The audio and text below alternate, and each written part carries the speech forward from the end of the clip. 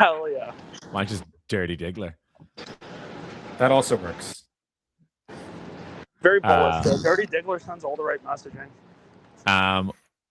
We're just going to BS, and I'm going to click a bunch of buttons, and we're going to share this beautiful. thing. And I think we're technically live, but, you know. I also welcoming the first 3 watchers. Welcome. Administration part. I'm walking on Bay Street. Bro, this feels like very, I like it, dude. Leaving a meeting at the National Club, walking down the street, smoking 17 cigarette, on fucking stream with the boys. I'm pretty bullish, dude. But I walk into a bar and drain a pint in the name of Lick a Stow Motion, bro. BAXUS 4L. Are you looking for a marketing job? Because I like everything I just heard. I mean, look, man, if I said yes to that, about 3 people would explode my head from the windows surrounding me right now. Oh, that's too good. All right, what I am going to do, though, is I'm going to pour a little bit of whiskey into my glass. Look at this. Look at this puppy tea. I found this bad boy in my stash. Ooh, little julep motion. What's going in the julep? Comox Valley Whiskey Fest. I went to this like 10 years ago with my grandfather and my dad. Unreal. That's sick. There you go. Yeah, we're going my classic, my favorite. I think I've talked about it before. The Glenmorangie Nectar D'Or is going in. So tongue-finished goodness. Yeah. You really can't go wrong with an old favorite. No. You can't go wrong actually, with brown trying a new liquor one. and a couple drops of water. In my humble opinion. What do you got going, T? I have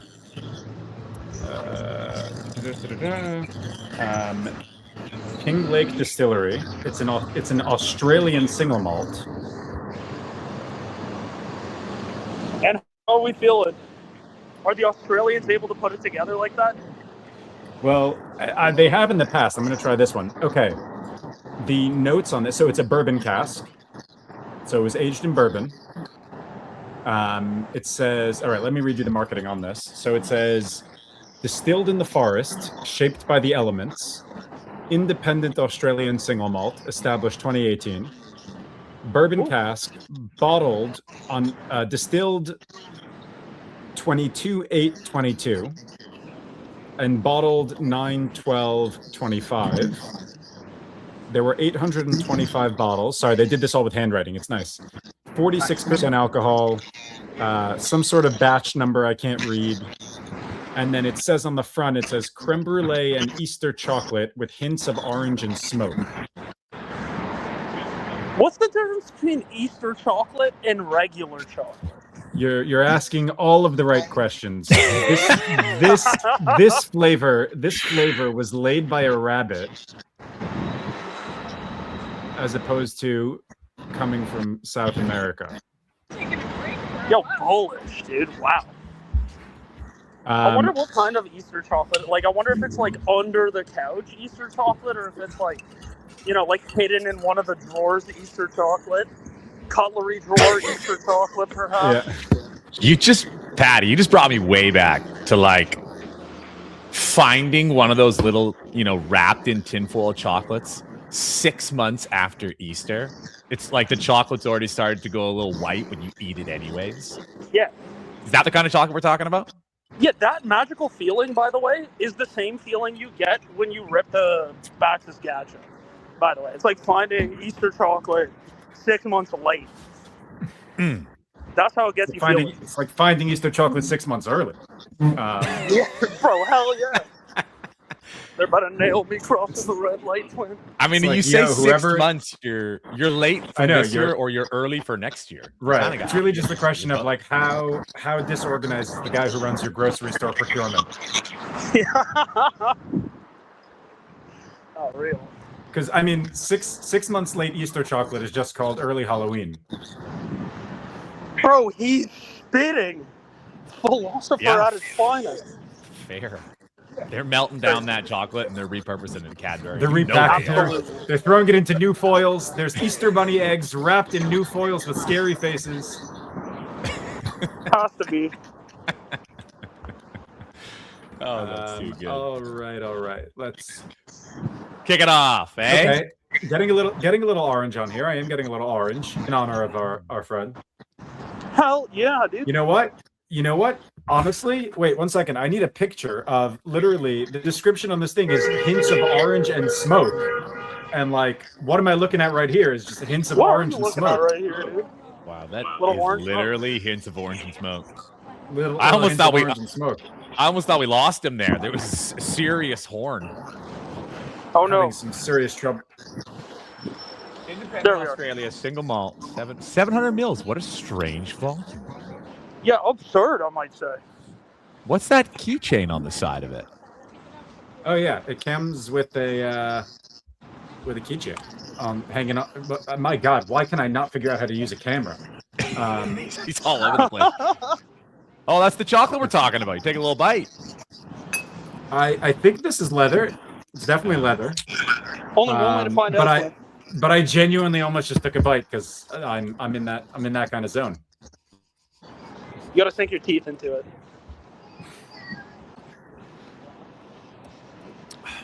All right. I'm getting slight bits of nectar. How does one develop their palate? How do you do that? Smoke more cigarettes, or probably fewer. Like for otherwise it's like this is tastes of smoke. Marlboro. No, I mean honestly, the way to do it is literally just to like sit there and like it's whatever they call it, like mindful tasting. It's like literally sitting there like doing, smelling, writing it down, doing it, writing it down, doing it, writing it down. That's literally it's just you just do it over and over and over again. Do connoisseurs often compare, like, I got these notes from this bottle, what did you pick up, and sort of refine palate that way? Yeah, 100%. I mean, this is exactly why like I actually love opening new things with other people, like with friends, both like the aficionados and like people that are new to it, because you kind of get everyone's unique flavor perspective and palate and notes, and like that's the fun part. It's not just like, oh, here's what I got on this. It's like, oh, what's that note? Like there's a specific thing, and like somebody says, you're like, yes, that's exactly what I was thinking of. Like, or you're like, oh, great call, didn't think of that. Or you're like, wow, you have the worst palate on planet Earth and you should never drink again. Which even then is okay. Like oatmeal. You know what I mean? Yeah. You don't live inside my mouth. You know what I'm saying? Yeah, facts, bro. You don't know my taste buds, twin. You don't know how I pick up. You don't know how I pick up sauternes. Spit. Todd, what are the most desirable notes for you in a single malt scotch? What are the most desirable notes for you in a blended scotch? And which do you prefer? God damn it. There's such good questions. You can't just show up here ripping darts and asking great questions. The man who's got no intro. I love it. Okay, so I'll think this one through. So we discussed a little bit about Club Marzipan and how like Marzipan is that like Fred Minnick note, like that's the note that he looks for and he really loves. For me, so I'd say it depends a little bit on the region. Like that's the way that I would put it, because the regions in Scotland, when we're talking single malts, are pretty unique and distinctive. Like they have their own individual flavor profiles and things that they're known for. Of the ones that I've had, some of my favorites are like Rosebank, which is a lowland scotch. And the note that I look for the most on a lowlands is like an appley, floral, like not fruity to the same way that people describe a Speyside as fruity, but like really apple light, floral, stuff like that. So that's like, for me, I'd say like that's peak for single malt. Like when you can almost taste literal apple on a single malt, like that to me is peak. I typically have only really found that flavor note, and again in like lowland scotches, but there are others. But when it comes to Isla, which is like smoky and peaty, I don't want I don't want that same flavor profile. Like I don't want that. Like I want the smoke. I want the chimney. I want, so over there it also matters. It also varies on, there's a whole bunch of other factors that go into it. Right. Dude, that's sick. I've tried a lot of scotches, as you know. A lot of the guys in our industry love scotch, and I have yet to develop a discerning palate, dude. I can like identify, yes, this is very peaty. Wow, okay, Isla Scotch for sure. But if you tried to get me to discern between a single malt and a blend, or get into the weeds on anything that isn't a super peaty, like I don't want to say like offensively, but like in your face, like extremely, extremely peaty, extremely, extremely smoky, it's very difficult for me to pick up like any massive signifiers outside of that. What do you usually look for to discern?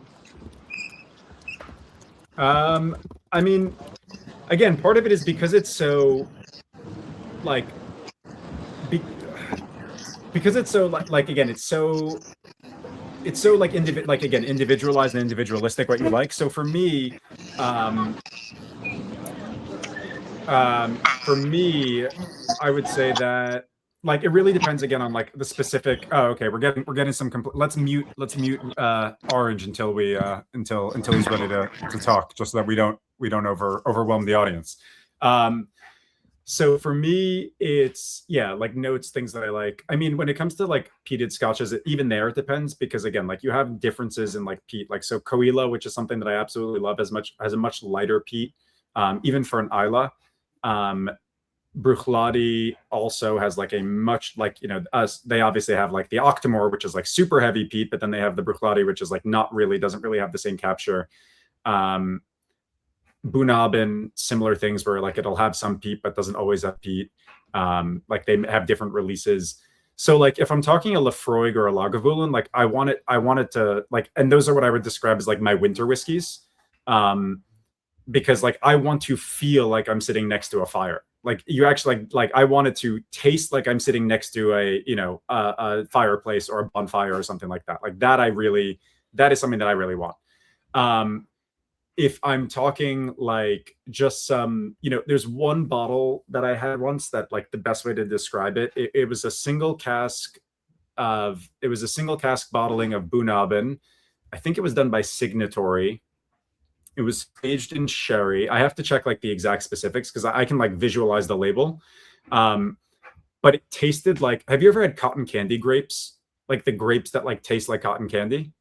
And so it tasted like cotton candy grapes that were like lightly smoked. Like that was the best. It was like smoked cotton candy, which then immediately made me be like, why does nobody make like a slightly smoky cotton candy? I feel like that's the missing flavor for cotton candy. Very sweet, very sugary, very light, like a nice little hint of peat smoke in cotton candy, I think would actually be delicious. But yeah, that's the flavor over there. So it really depends on, again, like which distillery is it, like, because they all have such uniqueness. Did you just tell me cotton candy was a valid flavor profile? 100%. Man, I had cotton candy last night. Bro, the craziest thing about him saying that is I've had those cotton candy grapes and like they taste like cotton candy, bro. It's like it's an absolutely insane flavor profile to even get out of grapes. Never mind out of a scotch, dude. I'd be mind blown. Hearing you guys talk about this, and it's something I thought about. T, we were talking about like, samples and how we want to ideate on it and all that kind of stuff. Dude, just like beginner led tasting session. Everybody gets some samples. You don't know what it is, and you're forced to be like, this is what I get. This is what I get. And we just literally go like beginners first. And then it comes around the table and we see who's blowing smoke, who's been smoking too much, who's got a refined palate, who can get the cotton candy, all that kind of stuff. Yeah, I mean, I'm for it. And again, the cool part is that, like, sure, there are certain like chemical compounds that like mean that there's like, if you say you taste certain things and like you go and measure the esters and the this and all that, like, sure, like works. But there are definitely like, there's so much individualness that, again, it's really cool to have people write them down and like see what everyone says, because like you see kind of who gets what, because so much of flavor also is memory. It's like if I've tried certain foods or I have things that are distinctive to me that aren't distinctive to you, it won't mean anything to it won't mean anything to anyone else. But at the same time, like it is fun to do this with a lot of other people. Facts. All right, new record. 15 minutes in, we haven't done the intro. I think it's time for the intro. Today on the Happy Hour Radio, we got episode 5. Can you believe it? 5 episodes in, 5 strong weeks. We got a legend in. We got Orange, Patrick, co-founder of Icon, legendary media company in Solana, pushing through the trenches. I think they're going for like 5 years. Gracing us with his presence, rocking it dirty in downtown Toronto. I'm not going to lie, I miss the background noise. It's too quiet in here. Grace us with that sweet, sweet chops of yours, Patty. Welcome. Thank you, brother. And yeah, I do apologize for the background noise and other insanity going on over here. There's a lineup like crazy to get onto my favorite patio. So we're going to go find another pint supplier to go secure a nice frosty beverage from. But yeah, thank you guys so much for having me here. I love both of you. I love BAXUS. I have a BAXUS flask that I use more than I should. And you know what I mean? I think Stay hydrated. Stay hydrated. Drinking, yeah, I mean, in terms of drinking, I think everyone knows what I'm about. You know what I mean? I think I'm a very suitable guest for this show. And yeah, I'm excited to be here and shoot the shit with you guys. Thank you for having me. Amazing. Amazing. Yo, dude, tell the people about Icon. You've earned that. Thank you, bro. Yeah, so Icon is a UGC vending and go-to-market shop, overall marketing and growth strategy firm. We support companies across all Web3 ecosystems and have been growing a little bit more on the Web2 side as well, onboarding finance and emerging tech creators and pushing our pipelines in the enterprise space in emerging tech, AI, and finance. I'm also the growth and strategy manager for Multi-Chain Canada. So hit me up if you need any consulting work or support, or if you need any marketing, and we can help you. I can help you with all of it. We need you. We need you, the people. You imagine not trusting this guy with your go-to-market content? My God. Am I losing connection right when you do the intro? He's gone, folks. He's gone. No. I'm going to mute you until I see your face again. That seems fair. You muted yourself. But you know, there's something about that city crackle. I'm out here in the country. It's so quiet. I miss the noise. No, I hear that. I do like it. I do like the ambience. We should think about that, like getting like a record player or something. See what we can bring up. Yes. I just set my record player up inside the house. I could move it out here. What's your most played record?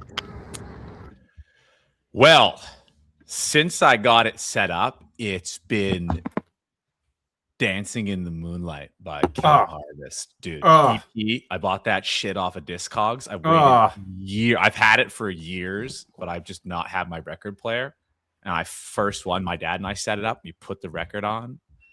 It's just like, yeah, that's what's up. Dude, hell yeah.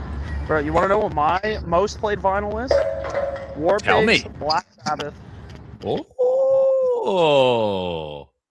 I mean, I got a thing for the rock stuff, dude. Like the classic 60s, 70s, 80s. It's so good. What I don't love is that it's become in vogue again. So it's all expensive. Like I won't even go into the new stores to buy the new stuff. I want to be in like Korea, in Seoul, down an alleyway, and there's like a record store, and it's just full of American records. You can probably say the same thing about the spirits industry, you know? You want to be down a back alley in some foreign country, swooping stuff off the floor. Most certainly do not. I was like, yep, nope. We've taken a turn. No, I love it. Yeah, no. I get that. Like, it's like anything. Like, you know, when you're into something before it was cool and then it becomes cool, it's like, wow, you've ruined this for me because now everyone just assumes I'm doing this because it's cool. And to your point, it also then becomes crowded and expensive. I tend to find that when that happens, the move is, sell all of your stuff to the new exit liquidity and then wait 3 months until they get distracted and buy it back from them at a discount. It's always a nice way to play it. But yeah, it's funny. So I actually got in or have gotten into vinyl thanks to our friends in Kentucky, the Rosenthals. They bought me. They have this like incredible setups over there, like hi-fi or lo-fi or whatever you call the things with the speakers and stuff. Yeah, Wi-Fi. Whatever the speakers are, but they've got these like insane speakers that they've rigged up. Like everyone down there, they've got like records that they throw on. Like really, like I think they even have like a music shop that like sells records and like cool vinyl stuff.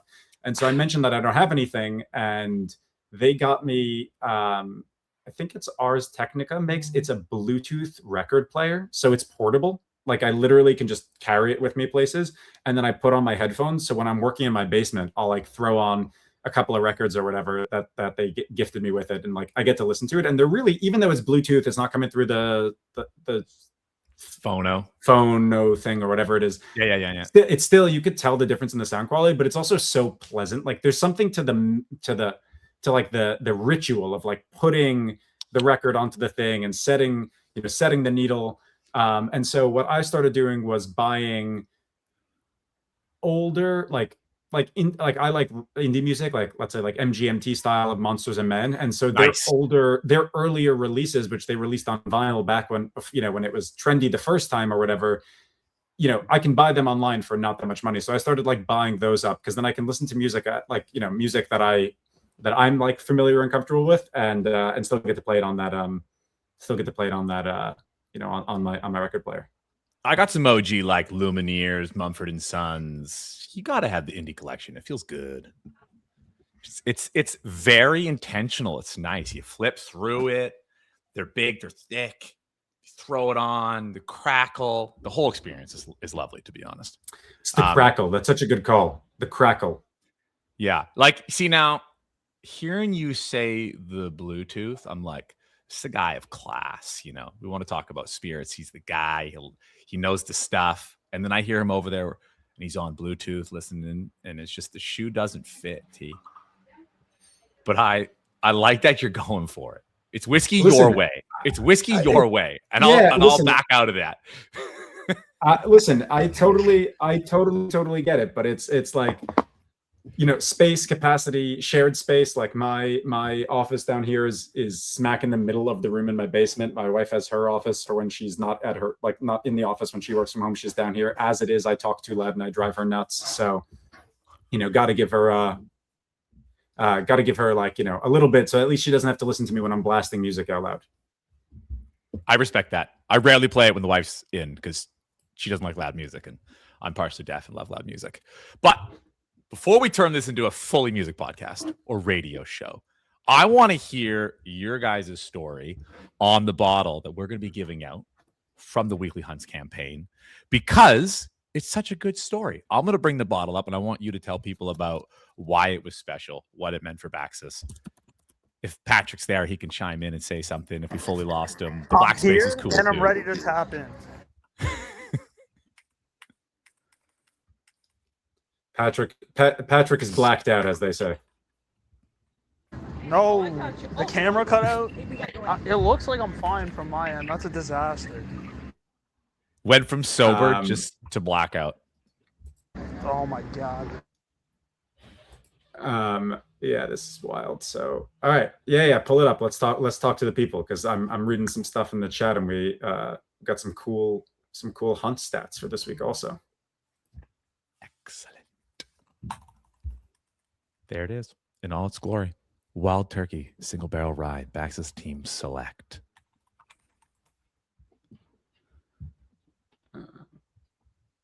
Oh, I love a good comfortable silence. It's so nice. Did anyone buy this? Because if not, I'm straight up about to. No one did. Oh, I'm buying this Hondo P. What are we looking at? Alpha for the listeners. Come on now. No, I'm not sharing the alpha. I'm about to buy it. Like, let me. What are you, insane? You want to share your screen real quick? You believe? No, I most certainly do not. Unbelievable. I will happily share right after I finish. All right, fine. I can read the intro on this card, and then you can. You read about that. You read about that, and I'll go buy stuff later. I'll buy stuff after. I'll buy stuff after. If you guys find this bottle, you know, you can buy it first because I'm being distracted by Mike and the show. How are they going to find the bottle? You haven't even given us any hints to what it is. I discovered that there is a famous retired baseball player who did a barrel pick of whiskey that I only discovered because I was looking through the hunts data and somebody hunted it this week. And then I typed it into the marketplace, and it turns out somebody has already found has that bottle on the marketplace. And I'm like, well, I want this because he's a cool baseball player, and the fact that he did a barrel pick is ridiculous.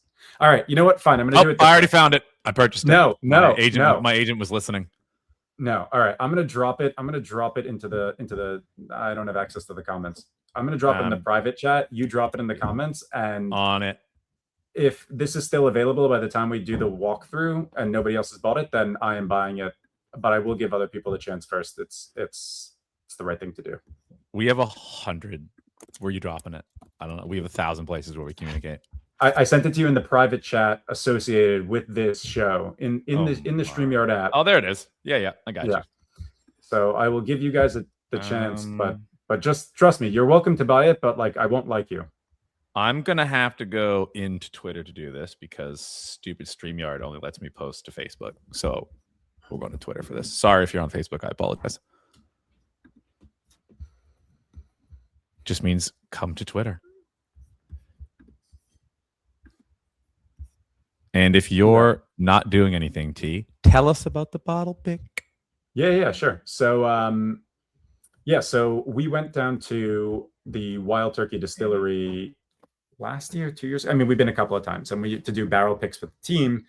And the master distiller over there, Bruce Russell, who just took over, he's the third generation. His dad, Eddie Russell, is celebrating his 45th anniversary. That's this year's Russell's Reserve 13 is a 45th anniversary edition for Eddie. And his grandfather, Jimmy Russell, celebrated a year or two ago his 70th anniversary as like the master distiller emeritus. So it's super cool because it's not family owned, but it has been effectively run by the same family for 3 generations, which in some ways I actually think is cooler. It's one thing if you own the place to keep it in the business. It's another thing if you don't own it to be like, all right, there's something in the water over here. These Russells know where it's at. So that part is super, super cool. So Bruce Russell, who's currently has just really taken the helm. So he's known, I think his handle is like Russell's Rye Guy. Like he's a big rye fan. Which traditionally has been less of they've done ryes, obviously, and they have rye releases, but has been less of their focus. And so when the BAXUS team was down there doing their barrel pick with Bruce, they got a chance to try through a bunch of different barrels. And one of the ones that he had pulled for them was he had pulled a rye. So rather than it going into the regular cast strength rye, it went into one of their single barrel rye, select. So I think the proof on this, if I'm not mistaken, is 101 proof. That's like where it's not like the cast strength. It's 50.5 ABV. So that's where they release this stuff at. So they proof it down. But the team, I was actually not in the room at the time. There's finite number of people can cram into a rickhouse. So I went for a later one. I went in after to chat, but Owen and Rich and Scott and the guys got a chance to sit down with Bruce and try through it. And they got to pick a rye with the Russell's Rye Guy. So that was a super fun one. So Orange just messaged me. He was too shy to ask. He wanted to know what was a rickhouse? Why is it called a rickhouse? Okay. Great question. Thank you for forwarding the question that I was too shy to ask. A rickhouse is, and it's different countries, but a rickhouse in the United States, ricks are the wooden shelving unit designs that they use to store barrels, like that you roll them into and like stack them up on. And so a rick house is a house full of ricks used for storing barrels in the US. And the reason why I emphasize that is because there's different types of warehouses. There's also like dunnage warehouses, which are much more popular in the UK, and palletized warehouses. So like not every warehouse is a rick house technically, but to keep it simple, I call everything a rick house. But they're not all ricks. This sounds like a Rick and Morty now, episode. Would a rick house have their own cooperage on site, or would a rick house work with a cooperage to make barrels that Yeah. fit their rigs? Yeah. So barrels, great question. So barrels, so technically the term for a wooden vessel that stores things is actually a cask. That's like the generic term. Like a barrel is actually technically a size of cask. And so the sizes themselves, not always, but for the most part at this point, are uniform. And so separately, there are distilleries that own their own cooperages, although it is becoming rarer. Some of the last ones that were owned, like Brown-Forman this year, announced that they were selling off and shutting down their cooperage. So oftentimes now, most things are third-party cooperage. It's third-party barrel makers that have contracts with certain distilleries, versus them being in-house. But the rickhouses also are separate in the sense of there's both in-house rickhouses. We've lost them. Nope. It's okay. He'll catch the recording. There's in-house rickhouses, which are the rickhouses that, as it says, belong to a distillery or to a brand. And then there's third-party rickhouses or storage, which is just, hey, you've got casks or barrels and stuff, and we're gonna keep them over there. So the distillery or the individual brand. And what is our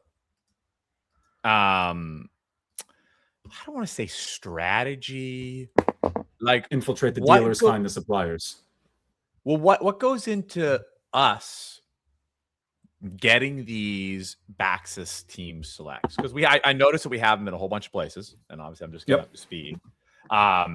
Did it take a long time to make that happen?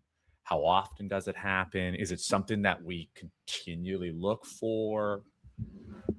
Yeah, so I mean, we have the opportunity to do it. So so the one with Wild Turkey, and we did Wilderness Trail also. Wild Turkey and Wilderness Trail are both owned by Campari. We have very good relationship with Campari, so we've done a bunch of picks with them because they produce incredible whiskey. They produce great whiskey at really reasonable price points, which is super important also because, again, we're trying to release barrel picks and things for people that are affordable that they can actually buy and drink and share with their friends. It's not just about the stuff that's super collectible. But we also chose them originally at first because, through the BAXUS app, like that is one of the places where we look at like our users, like what's on their bar, what's on their wish list, like what are the brands that come up the most so that we can actually invite, BAXUS power users to join us on these types of trips and on the barrel picks. And that's one of the brands that had the absolute highest one. So it was a combination of a ton of demand from our user side and then our relationship and being able to ask them and, schedule it out and go down there. So we've done it with other brands as well. And there's definitely a ton more in the pipeline, to your point, that we're definitely going to be cooking on and working with people to do more of them and working with our users. But the goal over time is really for it always to really, to stem and be user generated. It's like, what are the whiskeys that are on our users' wish list? What are people looking to drink? What are people looking for? More so than just like, sometimes it's a little bit of like, what are the hot, cool brands? But it's really about like, what are the, again, that's the whole ethos of the app, is making sure that, people can find good, good affordable wines and spirits at good prices. So that's really the idea, is, delivering the stuff that the people want. I mean, I love that. I also love that it's like, it wasn't just like, here's a relationship. This is your bottle, take it or leave it. It was like, we actually went there, tested them ourselves, and selected based on, various profiles specific for the app. Like I really enjoy that. Oh, nice. He's back. All right, how are we doing, boys? Please, God, tell me this is an adequate solution. Oh my God, I can hear Britney Spears in the background, and I love it. Dude, I'm at a beer garden. I gotta say, plug the local brewery. Amsterdam Brewhouse Bone Shaker. Unfiltered IPA. 7%. Retaining brand regularity here. And, hopefully no more interruptions because I found a place to squat and grab a beverage. Now, listen, before we jump into the hunting giveaway spinning mechanism portion of the radio show, I want you to tell us a little bit about the icon opportunity that's presented itself, because it's super cool and we want to know more. So divulge what you can. If you can't, just say shh, and I'll cut it from the live feed. No shit. We're going to be very gentle and very strategic with the way we approach this topic. Yeah, I think actually the way to do it is just for me to say, Icon and BAXUS are going to be collaborating on a very, very cool piece of media that will be getting distributed from the coolest media distribution spot on the internet on Solana. We're super excited about it. I know I'm super excited to create some really cool stuff with Todd and Mike, and I think we're going to have a lot of fun with it. It's a really unique opportunity for a marketing firm in the space. No one else has been given this sort of access, and yeah, dude, I kind of don't want to go too deep on it right now, but I think that's like a nice little taste tester. We're working on something really cool that a lot of companies and products in the space do not get the opportunity to engage with. And I'm just glad that we were fortunate enough to be offered that opportunity at Icon, and I'm really glad to be able to share it with my boys. So, hell yeah. That cutoff was so clutch. It was honestly so appropriate to have Brittany back there just like jiving for the experience. Dude, I'm going to have to evade Brittany at this point. We are super honored and super stoked. I'm speaking for T on this behalf that you approached T and us with this sort of opportunity, because honestly, it's exactly what we've been looking for, and being able to collaborate with you guys and the Soul Eco call to get just an awesome piece out. And we'll leave it at that. Let the magic linger, but expect super fun things on a timeline near you. Bro, absolutely, hell yeah. A man with a mustache. Oh, Lord. I love it. I love it. Orange, I'm going to put you on the spot. Have you hunted this week with the BAXUS app? This is a great opportunity to complain about Canadian liquor laws, and I'm going to take it with both hands. So I'm not sure if you spoiled Americans are aware, but liquor distribution in Canada very restricted. We have provincial distribution, guys who are allowed to distribute liquor or appointed by the Crown, and mostly are provincial government-owned companies who graciously decide which brands will be available to us, the uneducated consumer who is unable to make decisions for ourselves. And so there's not a lot of hunting opportunity up here, which is why, as a Canadian, to flip this, like, and I'm being funny, but this is a serious issue, and I know Todd and I have spoken about it at length. Canadians who enjoy rare liquor, who enjoy like very specific, to have sort of very specific alcoholic beverages, it's very difficult to get your hands on things, and especially when you're importing things, it gets very, very dicey. Let's say on the liquor side, and BAXUS is something that makes that incredibly easy. I'll give you a very specific example. My stepfather's birthday is coming up at the end of the month this month, and he's a very big rum guy. Specifically, a very big Bayesian rum guy. He loves rum from Barbados. He grew up going to Barbados with his family. His father was an Air Canada pilot, and that was sort of their favorite place to vacation. And so he has a big emotional connection to rum from Barbados, and he loves rum in general, Nicaraguan rum, whatever. He also loves cigars, in case you're not noticing that Central and South American trend there. But when I'm shopping for his birthday present, it'll be with BAXUS, because I can't walk into Liquor Control Board of Ontario store and say, hey, I'd like this specific bottle from 1992, or I'd like something by this brand, because they stock what they stock. They have relationships with distributors, and that's what we get access to, right? So there's a necessity for third-party distribution platforms like BAXUS, without even getting into any of the integration stuff and all the wonderful sort of productization you guys are doing with the platform. Like, just being able to shop for alternative options as a Canadian easily and pay with crypto, for me, massive. You know what I mean? Like, it's a fantastic thing. And I know a lot of Canadians are very excited about it, right? So I think that's sort of my take, and that should add a very nice period to the sentence. And no, I haven't done any hunting, because if I go to an LCBO store right next to Ottawa, on one side of Ontario, and then I go to one all the way on the other side of Ontario, they're going to have the same bottles. And there is very little opportunity to find something special. Wait a second. Now I'm in British Columbia, beautiful British Columbia, and we have private liquor stores. Are you telling me there's no private liquor stores in Ontario? Absolutely not, brother. What? Are you out of your mind? Do you think I have the capability to choose things for myself, dude? Look, You've got to be kidding me. No, I swear to God. So now, just now, we're getting wine distribution and beer distribution through bottle shops and convenience stores, but liquor is still firmly controlled by the LCBO.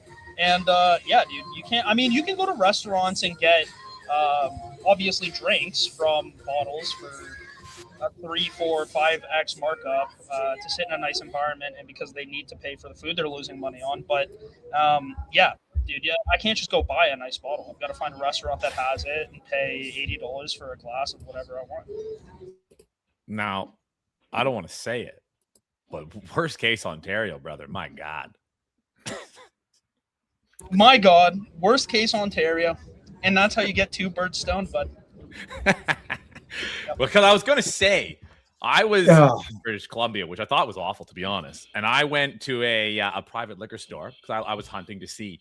And I even found it's Stranahan's Diamond Peak Whiskey, Colorado, in British Columbia for $10 US, 10 freedom units cheaper than what the market price is. And I was like, holy shit, no way. Like, obviously, it sat on the shelf long enough and prices appreciated south of the border, and whoever's controlling that liquor store in my neck of the woods didn't know. And I was like, what a fantastic find.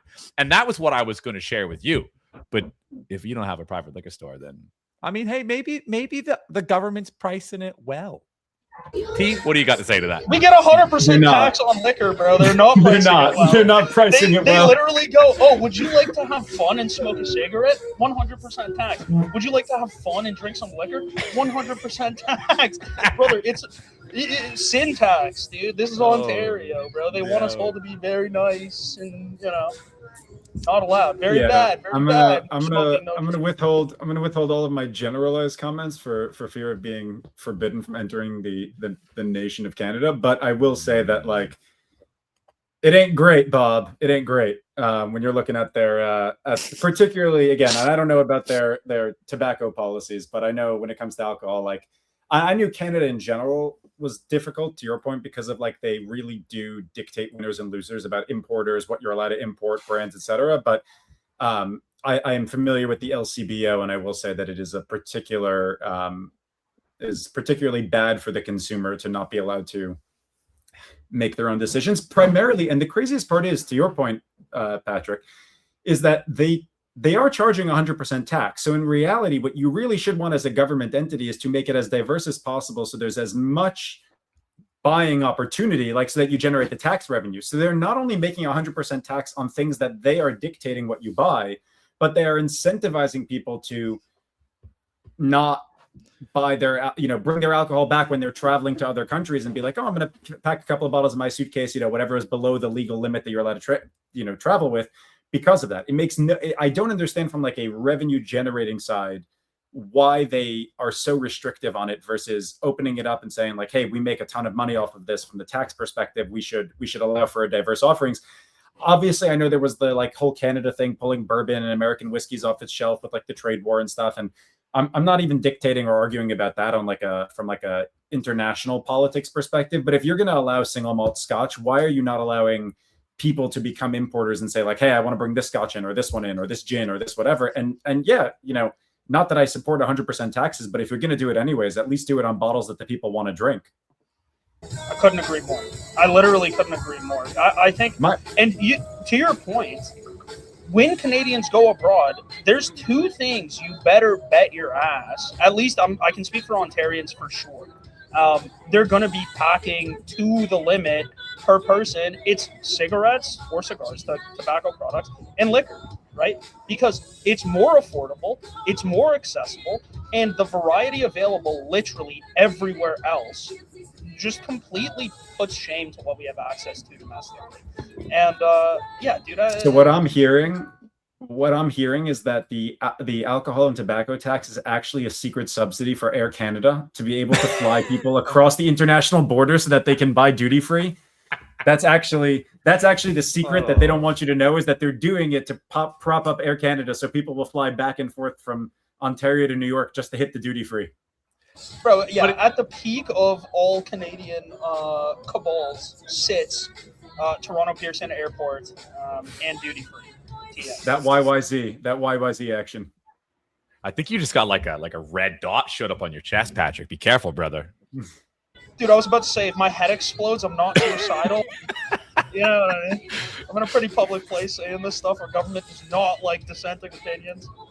I would buy the Air Canada prop up, but the problem is Air Canada's also super expensive for a shit product. And also, yeah, I was going to say, and also bad. It's like very bad. Like not competitive as a national airline anymore, dude. At all. Interesting. So I have reason to believe that perhaps it's just not a well-run country. Some people You know say. what? That's okay. There's a case Everybody to be made, agrees. dude. There's a case to be made. Right, there's a case to be made. Exactly. Yeah. I'm not saying it, but Yeah. there's a case to be made. Well, it's like Australians too. They're like, look, the government's running this into the ground. You know, there's all these stupid freaking laws, but hey, it's Australia and we love it here. So screw it. We're just going to pay out the ass for alcohol and cigarettes. Yeah. Like, don't speed, but like there's kangaroos and shit. That's dope. Beaches are Yeah, no. sweet. So we're gonna have Owen and Finn on our team, and you know they live in Australia, and we've obviously spoken about this a bunch with them. But like, yeah, Australia actually has like a continuously escalating alcohol tax. Like it is continuously, like every 6 months the tax goes up. Like which just becomes crazy because again it incentivizes people to like just stockpile. Like if you know that you have a bottle of whiskey that you like, you know, like by clockwork, it's not like a surprise at this point. It's like it's some percentage, like basis points moves every 6 months. Like buy it now because it will be more expensive at the next tax hike. It's just such a crazy system how these things work. And again, it's whatever. I'm not going to get into a whole economics thing, but like we know how and where what these things ultimately do. Is it's not like, oh, it ends up, you know, dampening the amount that people drink or whatever it is that they're trying to achieve. It just sends them into gray markets and it turns it into a gray market behavior. Like we tried prohibition in America. We know how that went. All of the whiskey got smuggled in from Canada, which we appreciate you guys for greatly. But like, and that's the other thing is like, and at the same time, what's also sad is that Canada, think about prohibition, think about whatever, like really for a long time, we spoke about Canadian rye a little bit, Mike, like Canada was producing some of like really, really top quality whiskeys. And I don't know what happened or at what exact stage where they kind of just fell off, or like they still bulk produce and there are still brands. And I do think we're seeing a little bit with like the smaller craft distillers that are starting back up. But like we've discussed this, Canada produces excellent rye grain. Like the grain itself is fantastic. Why are we not drinking like, you know, the Obtainium release that BAXUS did, right? Our Kentucky Derby, that one, incredible bottle, really, really good. That's a Canadian whiskey that like aged till 28 years old or whatever, but people aren't saying like, oh, I'm hunting down Canadian whiskey, I need to seek it out. So like as a country, it just seems like such a self-owned to be like, to your point about like Ontario, why don't you make it that there's an 100% tax on like, effectively make it a tariff on every other country's alcohol, but like that Canadian whiskey doesn't, so that we, the Americans, become incentivized to go to Ontario to stock up on, Obtainium and really good whiskeys that they produce over there that can age for 30 something years and still be 60% alcohol. Like it doesn't make sense. Like there's like it's like, where is your national pride? I think. Go ahead. No, I was going to agree completely. It doesn't make any sense. And one of the other things you can factor in there in terms of us producing excellent quality grain and having a deep history of distilling great liquor and also creating excellent craft beers. We have 1 billion craft beers. Craft beer is like synonymous with, I think, both Canadian metropolitan and rural culture, drinking culture, right? Like Big time. We all have our small local brands that we absolutely love and adore and cherish. And it feels like there's a new brewery popping up literally every 2 weeks. And so when you compare that extremely active market, both on the consumption and production side, it even makes less sense why we're not re-entering the spirits market, right? Why there isn't more production there. Now, I can say for sure there are some great distilleries here in Toronto that have started producing excellent liquor. They're just not producing brown liquor. So there's a great distillery in the distillery district, which is where a lot of our distilling was happening in Ontario. It's why it's called the distillery district. And some companies have began buying up old warehouses and old distilleries and making them functional again. So there's a brand called Old York, Spirit of York, which obviously is a bit of a pun because they make spirits, but they make fantastic gin and vodka. Fantastic. And I try to patronize them as much as I can because, again, and I think this is a universal Canadian quality. We love to buy Canadian. I love to buy Canadian, right? When I find out that there's a daily use product or a consumable that I use in my daily life all the time, and there's a Canadian option, if it's not dog shit, I'm using it, right? And so for me, that's Spirit of York right there. I'm not gonna lie, Patrick. You should reach out to the Canadian Tourism Board and pitch that as the tagline. if it's not dog shit, if it's not dog shit, I'm using it. Like that. Yeah. That one works. Dude, it's true though. Like, and I feel Dirt. I think Dirt would back me up there. Like, you know what I mean? That feeling of like wanting to support Canadian business owners, wanting to support Canadian entrepreneurs, wanting to consume something domestic. It's something I think anybody from anywhere in the world really relates to. But like for us, I think it's a big thing. Canadians love to buy Canadian. Canadians love to drink, eat Canadian. Canadians love. I have a Canadian-made Zippo from the Niagara plant in my pocket. The pocket knife in my pocket. Mine's made in the USA. Made in PEI. You know what I mean? So it's like, I love Canada. And I love to purchase Canadian things, and I love to represent my country. And the fact that, I can't buy, like, rye is such a great point, bro, because my grandfather loved Canadian rye, dude, loved Canadian rye. When he died, the amount of rye that he had stocked in his basement, like, there's still a ton of bottles down there. Everything from, like, really, really old Canada Club to, like, some niche stuff I've never seen on shelves, right? That's sick, but I can't do the same thing now because the options just aren't there. Well, the one thing that I was going to say, too, is since the borders have really shut down, and you might see the same thing in Ontario, is like they pulled all the bourbon off the shelves in British Columbia. And it started to inundate with Canadian whiskeys. Now, what I need to do is when I come down to New York, I need to bring a vat of what we determine to be the best and then get it to the BAXUS squad and go, what is good? What's not great? Because I think there's probably going to be a lot of not great, and that's not a knock. It's like a lot of these guys are going to be pretty new. Like I got one down the street called Shelter Point. They just put out a 15-year. Like they've been kicking at it for 15 years. Like it's a refined product. It tastes damn good. That's awesome. Yeah. I actually have had Shelter Point. Shelter Point is good stuff. You have? My man. So it's like, you know what? We need to figure out how to bring that down south. Like, I mean, they got to start the borders out. That's, that's the bigger problem here. Yeah, that's fair. I think they should do it the old-fashioned way and just get together for a drink. Couple glasses of scotch. They do a swap. They swap exactly. They do a swap. Like, okay, I'll give you some Canadian for some bourbon. You go back and forth, and by the time you're done, you have a trade deal hashed out. I mean, it's literally lubrication. You know what I'm saying? I get it. I'm a fan of the idea. I'm a big fan of the idea. All right, Patrick. No. All right, go let's. ahead, I was just gonna say we got to hit to the spin only because I got to hop soon. All right, listen, Patrick. This is how we do it. I bring up one side. I'm really bad at talking and doing, so sorry, guys. You got to bear with me. Okay, here is Happy Hour Radio, episode 5, the kick-ass random number generator. What this is, if you don't know, every week on Happy Hour Radio, we award one person out of anyone that has hunted in the prior week. From last Friday to this Friday, if you go to a liquor store, you pull the BAXUS app, you scan a bottle, you get to find out if you're in Ontario and you're being ripped off, or you're somewhere in the freedom rest of the world and you're paying a good price, or you're not. You got to find out either way. And then you submit that into our system, you get an entry. The more you do it, the better your odds. In the last week, we've had 893 entries. And my man, Orange, is going to do the countdown for me. And then we're going to spin it. And we're going to see who is walking away with a Will Be Grail Wild Turkey Single Barrel Rye BAXUS Team Select, because it's the first BAXUS Team Select. Not investment advice. No purchase necessary. Must be over the age of 21 or 18 or 19. Orange, how does that sound? Must be above legal drinking age in your country. Move to Quebec. Is the Oh, advice for all you that. young people. I dig that. Before you do it.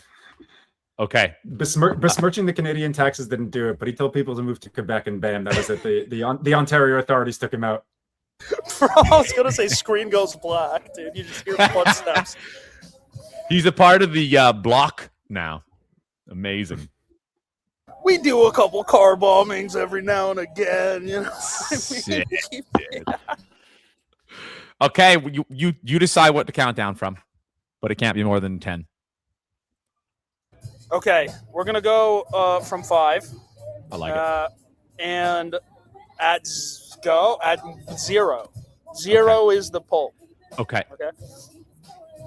All right, guys, lock in, dial in, walk in, drop some comments in the fucking chat, show some activity. You're getting free stuff. Get active. Okay.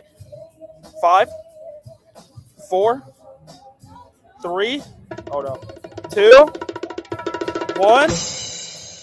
Pull it. Barrel Blend 1797.